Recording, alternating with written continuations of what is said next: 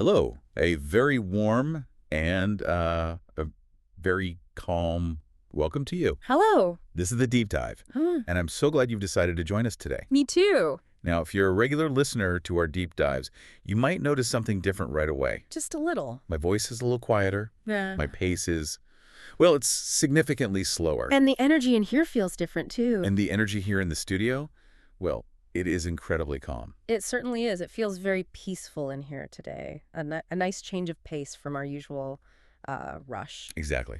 And that is by design. Mm-hmm. Today, we are doing something special. We are slowing everything down. Everything. We are creating a cozy, comfortable space just for you.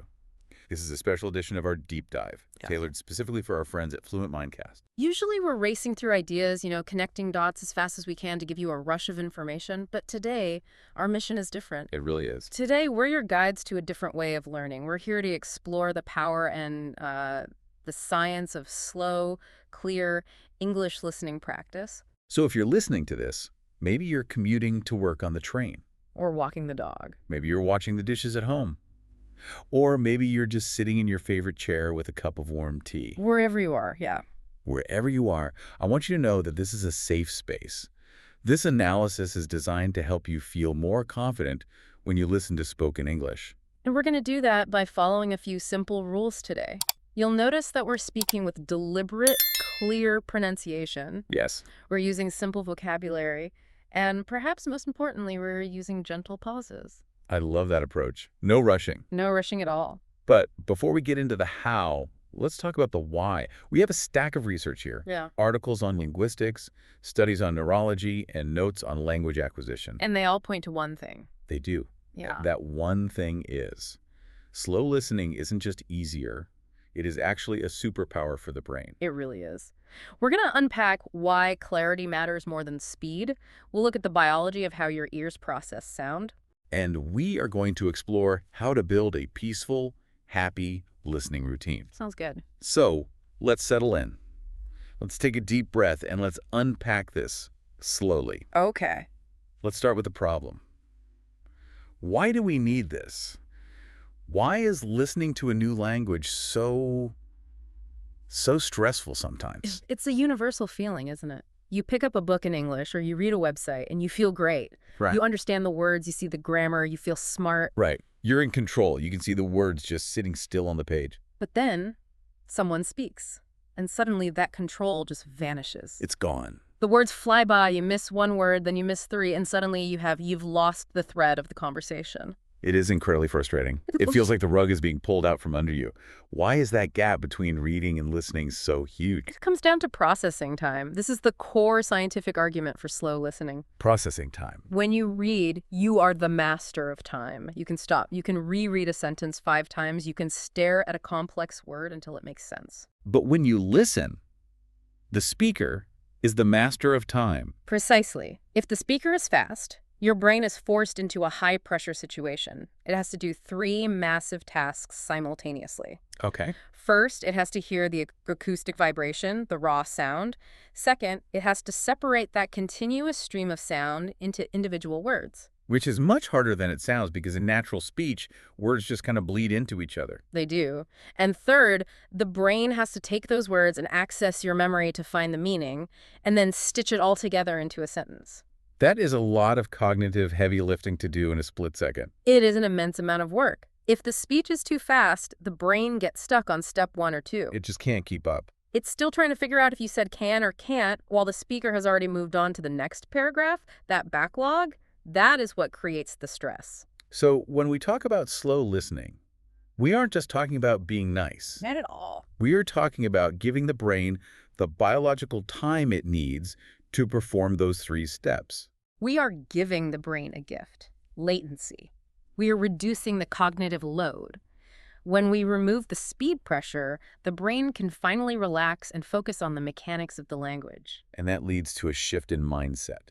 You move from survival mode, just trying to catch a few words, to enjoyment mode. And enjoyment mode is where actual learning happens. You cannot learn effectively when you're in a state of panic. That's so true. Looking at the source material, there is a fascinating myth that we need to bust right now. Okay. I think many learners believe that real English is always fast. They think if they aren't speaking at 1,000,000 miles an hour, they aren't fluent. That is a very damaging myth, and the data simply doesn't support it. What does the data say? The reality is that even native speakers naturally adjust their speed based on the context.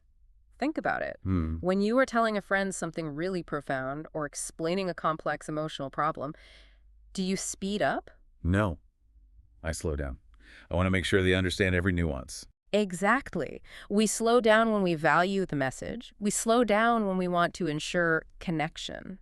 So speaking slowly isn't a sign of bad English. Not at all. It is a sign of thoughtful, considerate communication.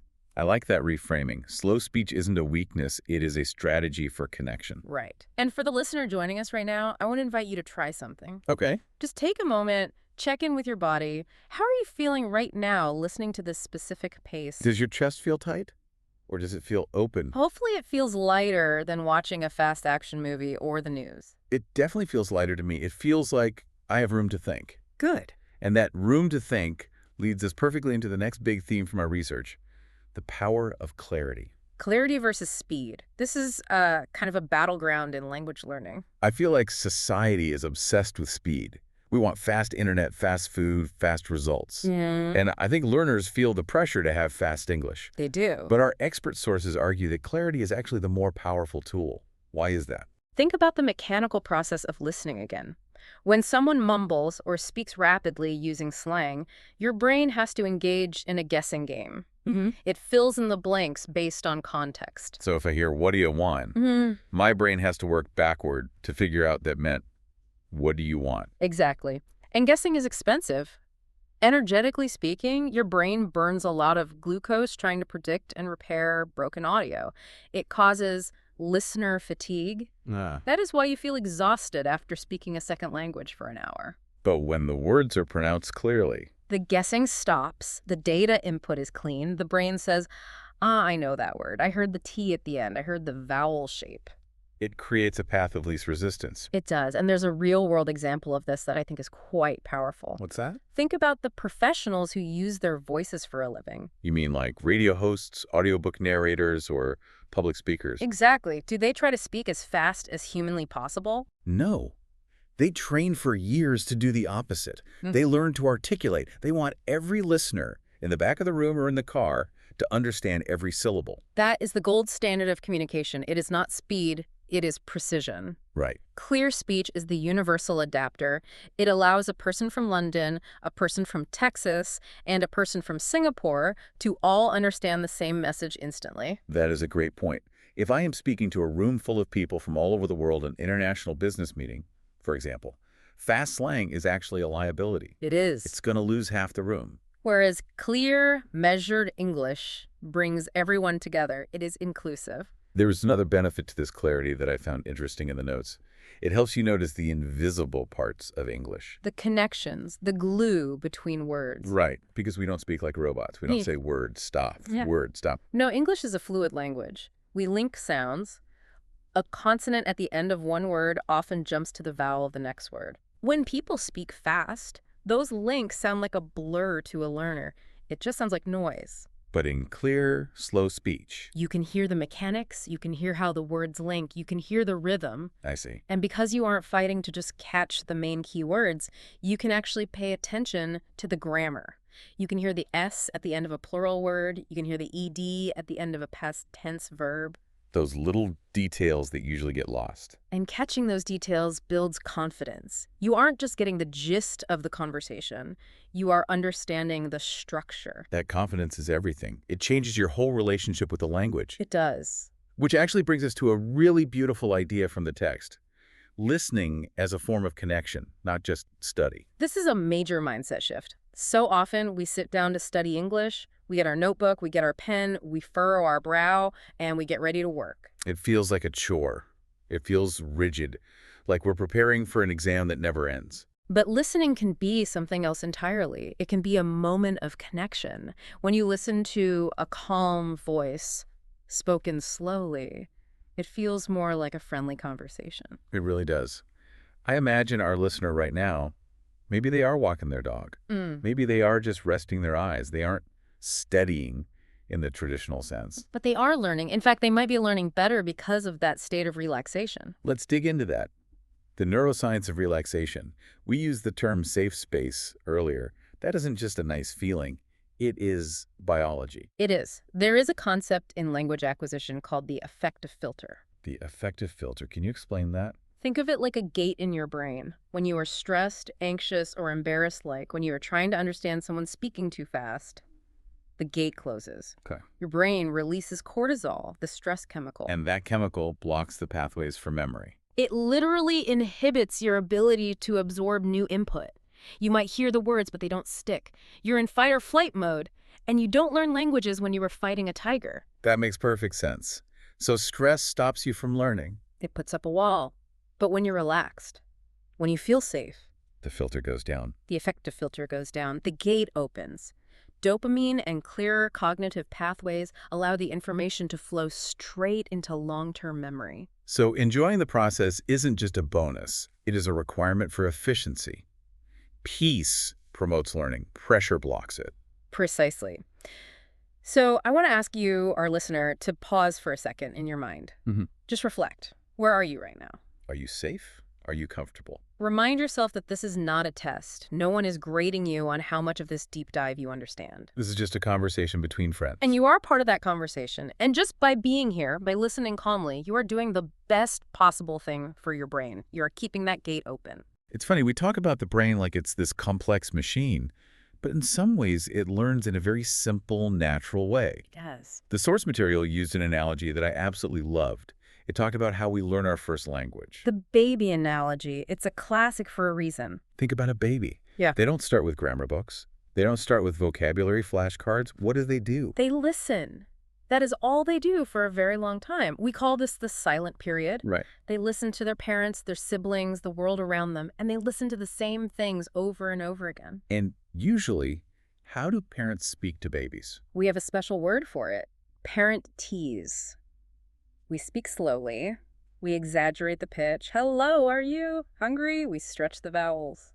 And we do that instinctively. Yeah. We know that the baby needs that clarity to map the sounds. Exactly. Now, adults are not babies. We have more complex brains. But the mechanism for mapping sound is similar. We need input, massive amounts of understandable input. But there is a catch for adults, isn't there?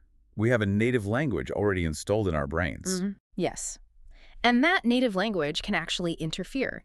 This is something called categorical perception. Okay. Your brain is wired to hear the sounds of your own language. If English has a sound that doesn't exist in your language, Like the TH sound, or the difference between ship and sheep.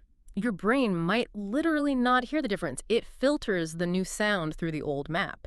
It treats ship and sheep as the same category. So if a listener is struggling with a specific sound, it isn't because they aren't smart. Not at all. It's just that their brain hasn't built that new category yet. Exactly. It's a hardware issue, not a software issue. Ah, And how do you fix it? exposure. Slow, clear exposure.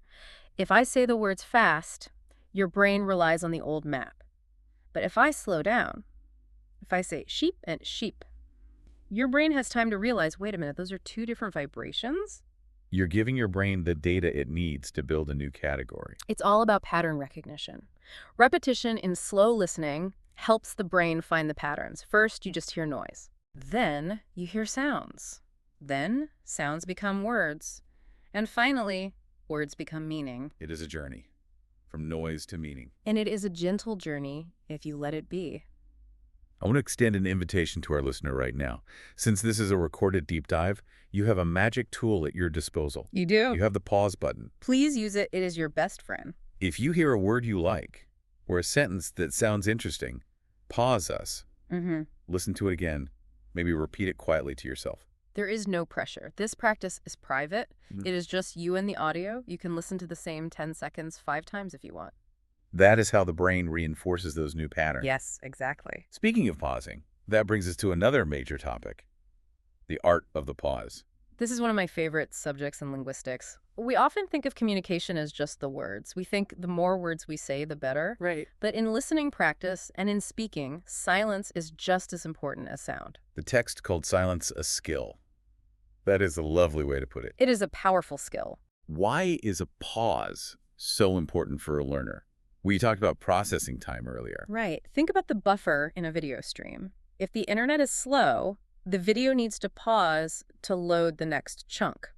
Your brain is the same. It creates a phonological loop, an echo of the sound you just heard. It holds the sound in short-term memory for a few seconds. Exactly. But that memory is very short. If I keep talking without stopping, I am overwriting that memory before you have processed it. So it's gone. It's like writing on a chalkboard and then immediately erasing it to write the next sentence. The learner never gets a chance to read it. Exactly. But when I pause, The writing stays on the board. yes, the pause allows the printer of your brain to catch up.